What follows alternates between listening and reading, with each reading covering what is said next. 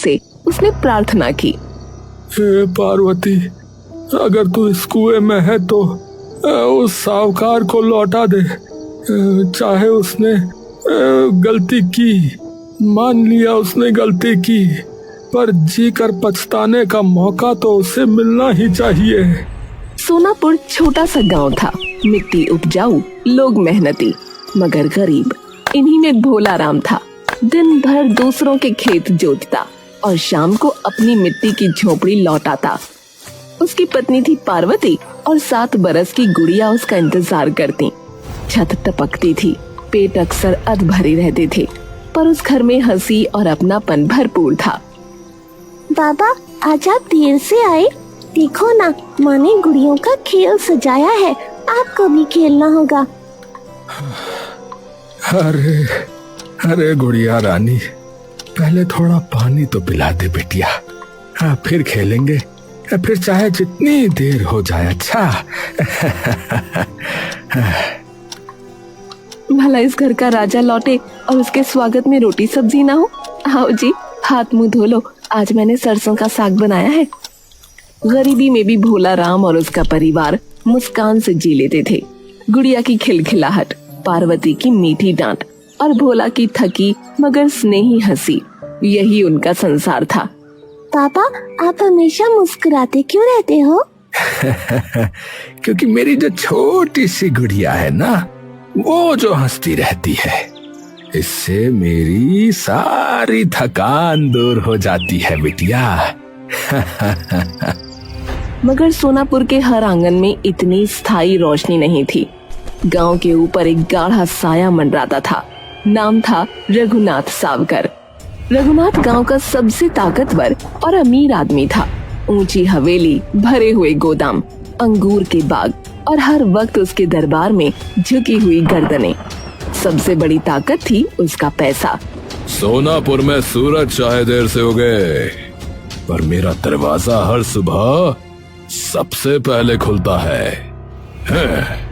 जब किसी की बेटी की शादी होती, कोई अचानक बीमार पड़ता या किसान को बीज और बैल चाहिए होते, तो उनके पांव अनजाने ही सावकर के दरवाजे पर पहुंच जाते।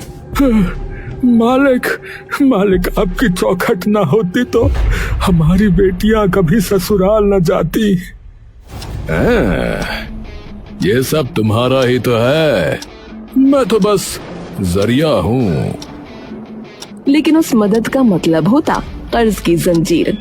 सावकर का ब्याज ऐसा था कि एक बार जो उसके चंगुल में आया, वो अपनी जमीन, घर और मेहनत सब उसके नाम लिखकर भी आजाद नहीं हो पाता। सावकार जी, हमने ब्याज का ब्याज भी चुका दिया, फिर भी हिसाब क्यों नहीं पूरा होता मालिक? कर्ज की रकम अभी तक पूरी नहीं हुई है रामलाल। तुम्हारी 10 पुश्तें भी इस कर्ज से बाहर नहीं निकल पाएंगी। ऐसे करके उसने धीरे धीरे गांव के आधे खेत अपने कागजों में दर्ज कर लिए।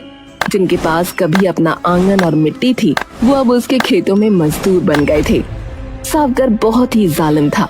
एक दोपहर गांव वालों ने देखा, खेत में बैल नहीं बल्कि एक आदमी हल में जुटा हुआ है। उसकी पीठ पर रस्सी कसकर बांधी गई थी। साहूकार जी, रहम करो, मैं आदमी हूँ, मैं बैल नहीं हूँ।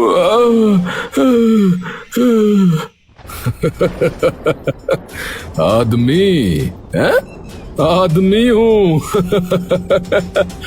जब कर्ज नहीं चुकाता तो आदमी नहीं रहता बे, बैल बन जाता है। चल, जोर लगा। हे भगवान, ये कैसी सजा है? सूरज की तपिश में रामेश्वर के कंधे छिल गए, पसीने में मिट्टी चिपक गई, मगर सावकर की आंखों में कोई दया नहीं थी, सिर्फ जीत और जुल्म का नशा। गांव वाले सहमे खड़े देखते रहे, कोई आगे नहीं बढ़ा। इंसानियत अगर यही है तो फिर जानवर हमसे अच्छे हैं। एक दिन सावकर गांव के चबूतरे पर बैठा था। सामने कागज रखे थे, गांव के भोले भाले किसान एक एक करके उसके पास आते और अंगूठा या साइन करके अपने खेतों के कागज पर दाग लगा जाते। लो हरिराम लो, अब तू मेरा आदमी हो गया रे।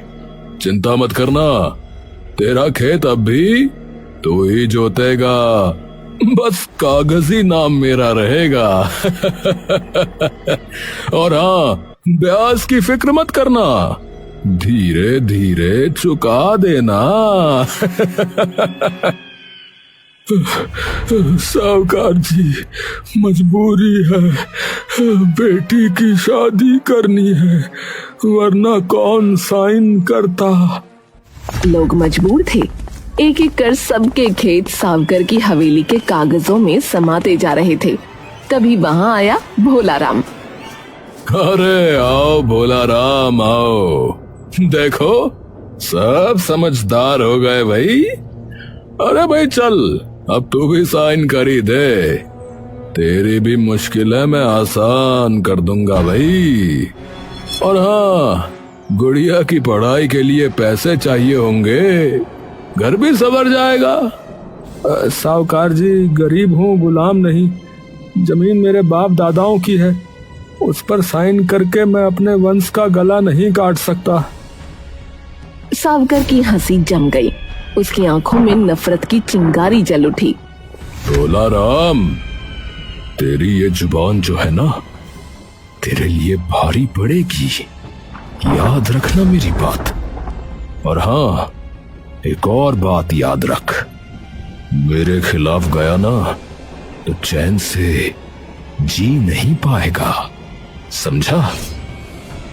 सच बोलने वाला चैन से जीता है, चाहे रोटी आधी ही क्यों ना खाए। दिन बीते। एक दिन पार्वती अचानक बीमार पड़ गई। तेज बुखार, शरीर कांपता, सांसें भारी। भोला राम ने गांव के वैद्य को दिखाया, मगर दवा से राहत न मिली। गुड़िया रोती रही। भोला राम भागता दौड़ता रहा। अंत में मजबूरी में वही करना पड़ा जो वो नहीं चाहता था, सावकर के पास जाना। साहूकार जी, मुझे पैसे चाहिए थे, पार्वती की जान पर बनी हुई है, जो कहोगे चुका दूंगा। कहा था ना भोला राम, मेरे पास आए बिना गुजारा नहीं होगा। ले ये रुपए, मगर सुन ले बे, ब्याज दोगुना होगा। और हाँ, अगर चुका ना पाया तो तेरा खेत मेरा। भोला राम ने आंसू पोंछकर कागज पर अंगूठा लगा दिया।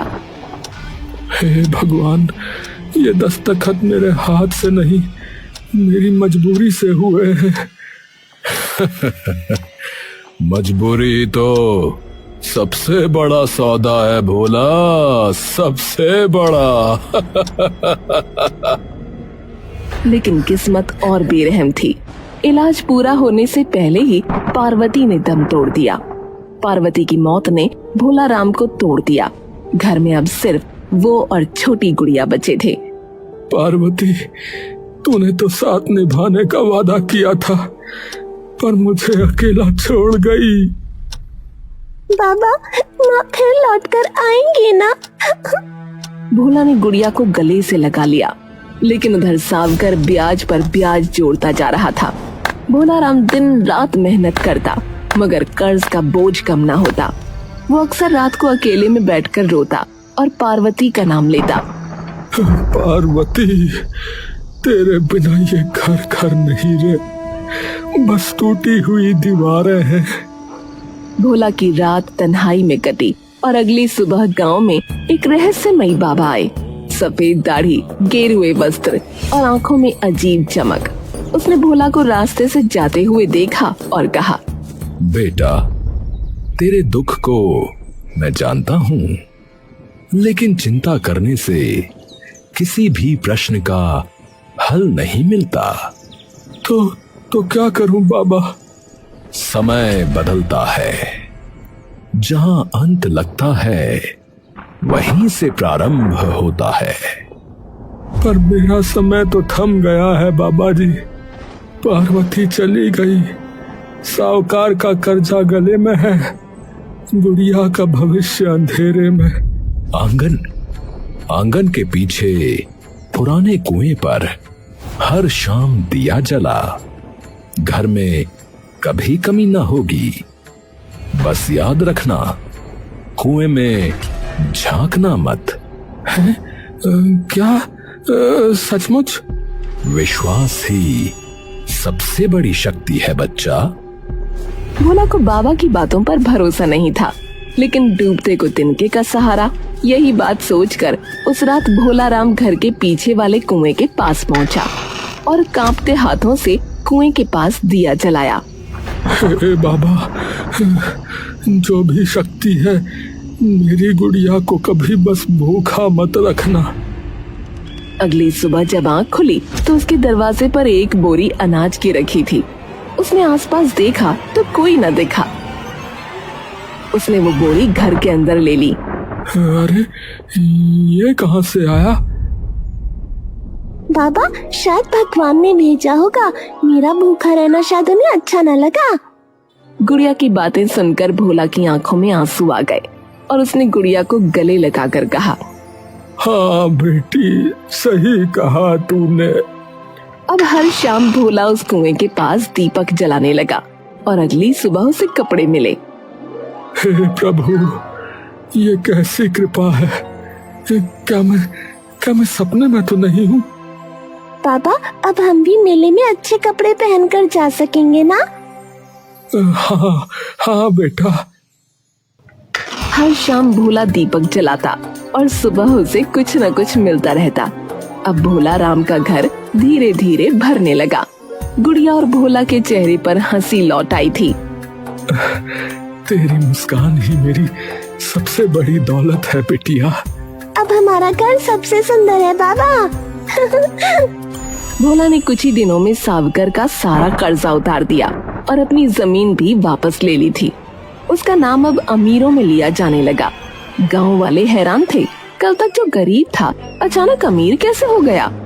भैया, कुछ तो राज है भैया, कुछ तो राज है पक्का। रातों रात खजाना कहाँ से आया इसके पास? कहीं भोला ने कोई तंत्र मंत्र तो नहीं कर लिया भैया? अरे भोला क्या भैया है, तुम्हारे तो तेवर ही बदल गए भैया है। अरे ये सब ऊपर वाले की दया है भैया, और कुछ नहीं। भोला के बारे में बातें सुनकर रघुनाथ सावकर का चेहरा जल उठा। वो जिस भोला को हमेशा झुकी गर्दन और कांपते हाथों में देखता था, वही अब सीना ताने गांव के बीच चल रहा था। सावकर की आंखों में जलन और अहंकार की आग भड़क उठी। ये कैसे हो सकता है? कैसे हो सकता है ये?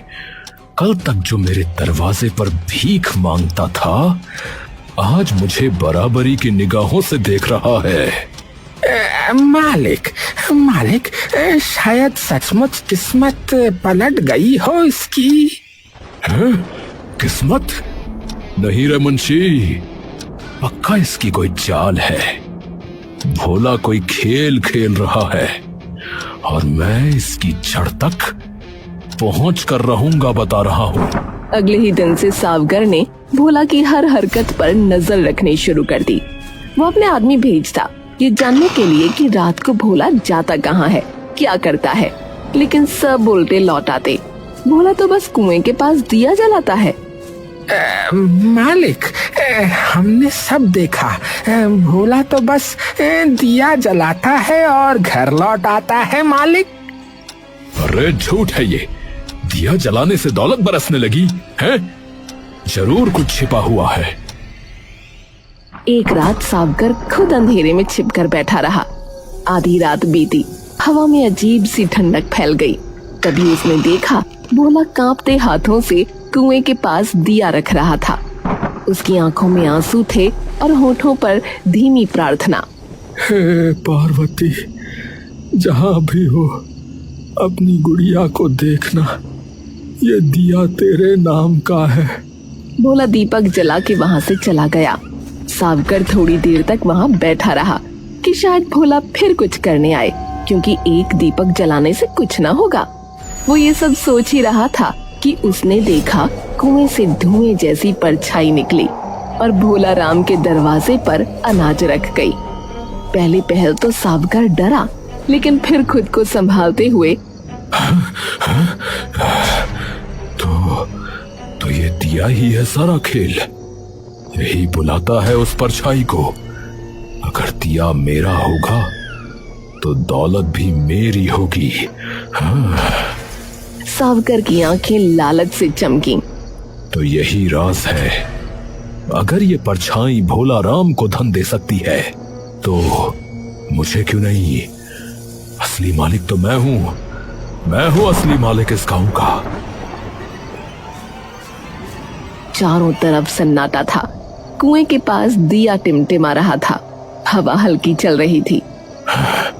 बस यही है वो राज, यही है उसकी दौलत का जरिया। आज से ये मेरा होगा। वो झुककर दिए को ध्यान से देखने लगा, फिर पास जाकर पत्थर पर बैठ गया और उसने भी एक दिया जलाकर वहां पर रख दिया और इंतजार करने लगा। उसकी आंखें कुएं पर टिकी थीं। चलो निकलो बाहर। मेरे लिए भी अनाज, मेरे लिए भी सोना चांदी। भोला राम से ज्यादा हकदार तो मैं हूँ। काफी देर बीती मगर कुछ नहीं हुआ, न कोई धुआं न परछाई। सावकर का चेहरा लाल हो गया। वो गुस्से और अधीरता से दिए की लौ को घूरने लगा। धोखा है ये सब। भोला कोई जाल चल रहा है। मुझसे बड़ा कौन है इस गांव में? मेरे बिना कौन जी सकता है? इतना बोलकर वो उठकर कुएं के पास गया और भीतर झांकने लगा। पानी अंधेरे जैसा काला दिखाई दे रहा था। उसने झुककर मंत्र जैसी बड़बड़ाहट शुरू कर दी। ओ कुएं की ताकत, अरे मैं हूँ रघुनाथ सावकार, सबका मालिक। आज से तू भी मेरा गुलाम है, समझ गया? चल चल जल्दी से मेरे लिए खजाना निकाल, वरना ये दिया बुझा दूंगा और समझ ले तुझे मिटा दूंगा। हाँ। अचानक कुएं के भीतर से ठंडी हवा का झोंका उठा। दिए की लौ तेजी से कांपी। सावकर की आंखें चौंधी आ गईं। आ गए। हाँ, अब निकलो बाहर और सुनो, मेरे लिए भी धन लाओ। हाँ। लेकिन इस बार कोई परछाई बाहर नहीं आई, बल्कि काले धुएं की लहर भीतर से उठी और सावकर के चेहरे पर छा गई। वो घबराकर पीछे हटना चाहता था, मगर अब देर हो चुकी थी। ये क्या हो रहा है? छोड़ो मुझे, छोड़ो मुझे। मैं मालिक हूँ, ये मेरा हक है। भोला राम से छीन लो सब। अरे मेरे आदेश का पालन करो। अरे अरे अरे ये क्या हो रहा है? धुएं का भयानक बादल उसके शरीर पर लिपट गया। उसकी चीख गांव तक गूंज उठी। लोग दौड़े, लेकिन कुएं के पास सिर्फ राख उड़ रही थी। सावकर का कोई निशान न था। सावकर के गायब हो जाने के बाद पूरे गांव में सन्नाटा पसरा हुआ था। लोग चौपाल पर जमा थे, चेहरों पर डर और आंखों में सवाल। हर जुबान पर बस एक ही नाम था, कुआं। अरे भैया, अरे मैंने अपनी आंखों से देखा भैया। सावकार कुएं में झांक रहा था, तभी धुंध उठी भैया। एक धुंध का बादल जैसा उठा। हाँ, और वो जो है उसे खींच कर अंदर ले गया भैया। भीड़ में सन्नाटा छा गया। तभी भोला आगे बढ़ा। उसकी आंखों में डर तो था, पर स्वर में सच्चाई की ताकत थी।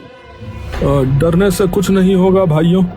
अगर हम डर कर चुप बैठ गए तो जो है कभी सच सामने नहीं आएगा।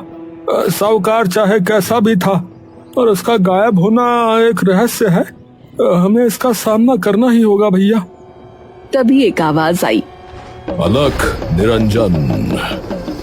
लोग पलटे तो देखा वही बूढ़े बाबा खड़े थे। उनकी आंखों में अजीब चमक थी। अरे बाबा जी आ गए। बाबा जी प्रणाम। अरे बाबा जी प्रणाम बाबा जी। प्रणाम बाबा जी। बाबा जी ये क्या हुआ? आपने तो कहा था। डरो मत, ये सावकार के कर्मों का फल है। ये कुआं साधारण नहीं है, इसमें उन गरीबों की आत्माएं बसी हैं जिन्हें कभी रघुनाथ सावकार ने भूखे मरने दिया था। ये कुआं गरीबों को दुआ देता है, मगर लालच करने वालों को निगल जाता है। गांव वाले एक दूसरे को देखने लगे। कई की आंखों से आंसू बह निकले। किसी को अपने भूखे बच्चों की याद आई, किसी को उन रातों का दुख जब अनाज के बिना लोग तड़प कर मर गए। तो सच में ये सब उन आत्माओं का बदला है? बाबा की बातें सुन सबके सब हैरान हो गए और सावकर को कोसते हुए वहाँ से चले गए। भोला कुछ सोच रहा था। क्या सोच रहे हो बेटा? भोला की आंखों में आंसू भर आए। वो हाथ जोड़कर बाबा के चरणों में बैठ गया। बाबा, मैं तो बस पार्वती को याद करता हूँ। मैंने तो कभी खजाने की इच्छा भी नहीं की थी। लेकिन क्या सावकार मेरी वजह से मुसीबत में तो नहीं फंस गया? नहीं, तुम्हारा इसमें कोई दोष नहीं है। इसीलिए तुम वरदान के हकदार हो। याद रखो, ये कुआं इंसान की नीयत को परखता है। इतना बोल बाबा वहाँ से चले गए। अब भोला हाथ जोड़े उन्हें जाते हुए देखता रहा। दिन बीतते चले गए। भोला राम हर शाम दिया जलाता रहा। एक रात आंसू भरी आंखों से उसने प्रार्थना की, हे पार्वती, अगर तू इस कुएं में है तो उस सावकार को लौटा दे। चाहे उसने गलती की, मान लिया उसने गलती की, पर जी कर पछताने का मौका तो उसे मिलना ही चाहिए।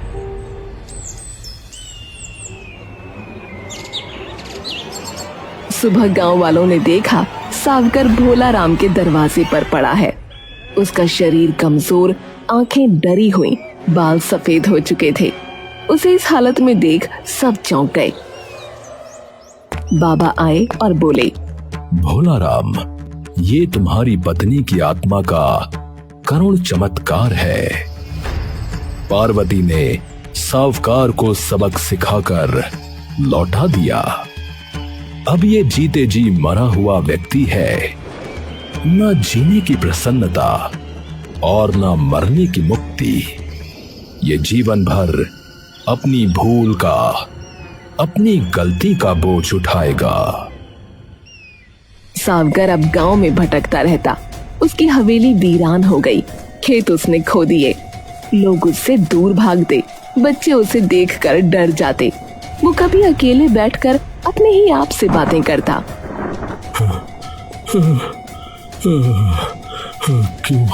क्यों झांका मैंने उस कुएं में? क्यों झांका मैंने उस कुएं में? क्यों किया मैंने इतना अत्याचार? क्यों किया मैंने इतना बुरा, घोर कुकर्म किया? उसके लिए हर दिन सजा बन गया। जीते जी मरा हुआ इंसानों में भूत सा। भोला राम ने कुएं के पास जाकर पत्नी का नाम लिया और प्रणाम किया। पार्वती, तू न रही, फिर भी मेरा घर बचा लिया। मैं वादा करता हूँ, अमीरी में भी न्यायपूर्ण जीवन जीऊंगा। हाँ। अब भोला खुद लोगों को कर्ज देता, लेकिन बिना ब्याज के लोगों की मदद करता। उसे ये सब करता देख गांव वाले कहने लगे, सोनापुर का कुआं गरीब को दुआ देता है, मगर जो उसमें झांक कर लालच करता है उसे जीते जी मौत का स्वाद चखाता है। गांव आज भी उसी कुएं के किनारे दिया जलाता है और सावकर की टूटी सी परछाई आज भी गलियों में दिखाई देती है, लालच का जिंदा सबक बनकर। दिया जलाता रहा। एक रात आंसू भरी आंखों से उसने प्रार्थना की, हे पार्वती, अगर तू इस कुएं में है तो उस सावकार को लौटा दे। चाहे उसने गलती की, मान लिया उसने गलती की, पर जी कर पछताने का मौका तो उसे मिलना ही चाहिए। सोनापुर छोटा सा गांव था। मिट्टी उपजाऊ, लोग मेहनती, मगर गरीब। इन्हीं में भोला राम था। दिन भर दूसरों के खेत जोतता और शाम को अपनी मिट्टी की झोपड़ी लौट आता। उसकी पत्नी थी पार्वती और 7 बरस की गुड़िया उसका इंतजार करती। छत टपकती थी, पेट अक्सर अध भरे रहते थे, पर उस घर में हंसी और अपनापन भरपूर था। बाबा आज आप देर से आए, देखो ना माँ ने गुड़ियों का खेल सजाया है, आपको भी खेलना होगा। अरे अरे गुड़िया रानी, पहले थोड़ा पानी तो पिला दे बेटिया, फिर खेलेंगे, फिर चाहे जितनी देर हो जाए। अच्छा भला इस घर का राजा लौटे और उसके स्वागत में रोटी सब्जी ना हो। आओ जी, हाथ मुंह धो लो, आज मैंने सरसों का साग बनाया है। गरीबी में भी भोला राम और उसका परिवार मुस्कान से जी लेते थे। गुड़िया की खिलखिलाहट, पार्वती की मीठी डांट और भोला की थकी मगर स्नेही हंसी, यही उनका संसार था। पापा आप हमेशा मुस्कुराते क्यों रहते हो? क्योंकि मेरी जो छोटी सी गुड़िया है ना, वो जो हंसती रहती है, इससे मेरी सारी थकान दूर हो जाती है बिटिया। मगर सोनापुर के हर आंगन में इतनी स्थायी रोशनी नहीं थी। गांव के ऊपर एक गाढ़ा साया मंडराता था। नाम था रघुनाथ सावकर। रघुनाथ गांव का सबसे ताकतवर और अमीर आदमी था। ऊंची हवेली, भरे हुए गोदाम, अंगूर के बाग और हर वक्त उसके दरबार में झुकी हुई गर्दनें। सबसे बड़ी ताकत थी उसका पैसा। सोनापुर में सूरज चाहे देर से हो गए, पर मेरा दरवाजा हर सुबह सबसे पहले खुलता है। जब किसी की बेटी की शादी होती, कोई अचानक बीमार पड़ता या किसान को बीज और बैल चाहिए होते, तो उनके पांव अनजाने ही सावकर के दरवाजे पर पहुंच जाते।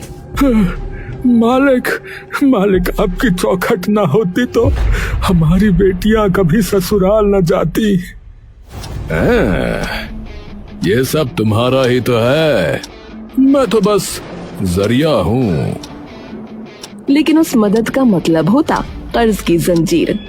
सावकर का ब्याज ऐसा था कि एक बार जो उसके चंगुल में आया, वो अपनी जमीन, घर और मेहनत सब उसके नाम लिखकर भी आजाद नहीं हो पाता।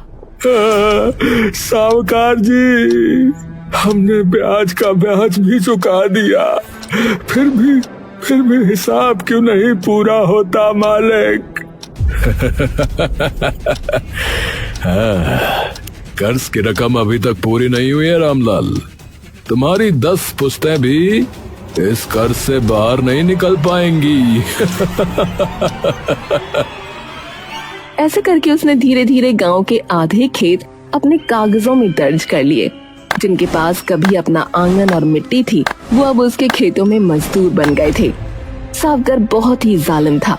एक दोपहर गांव वालों ने देखा, खेत में बैल नहीं बल्कि एक आदमी हल में जुटा हुआ है।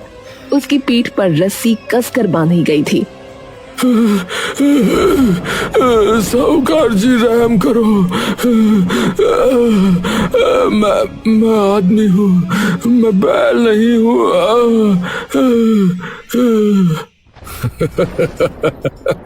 आदमी है? आदमी हूँ। जब कर्ज नहीं चुकाता तो आदमी आदमी नहीं रहता बे, बैल बन जाता है। चल जोर लगा। हे भगवान, ये कैसी सजा है? सूरज की तपिश में रामेश्वर के कंधे छिल गए, पसीने में मिट्टी चिपक गई, मगर सावकर की आंखों में कोई दया नहीं थी, सिर्फ जीत और जुल्म का नशा। गांव वाले सहमे खड़े देखते रहे, कोई आगे नहीं बढ़ा। इंसानियत अगर यही है तो फिर जानवर हमसे अच्छे हैं। एक दिन सावकर गांव के चबूतरे पर बैठा था। सामने कागज रखे थे। गांव के भोले भाले किसान एक एक करके उसके पास आते और अंगूठा या साइन करके अपने खेतों के कागज पर दाग लगा जाते। लो हरि राम, लो अब तू मेरा आदमी हो गया रे। चिंता मत करना, तेरा खेत अब भी तू ही जोतेगा, बस कागजी नाम मेरा रहेगा। और हाँ, ब्याज की फिक्र मत करना, धीरे धीरे चुका देना।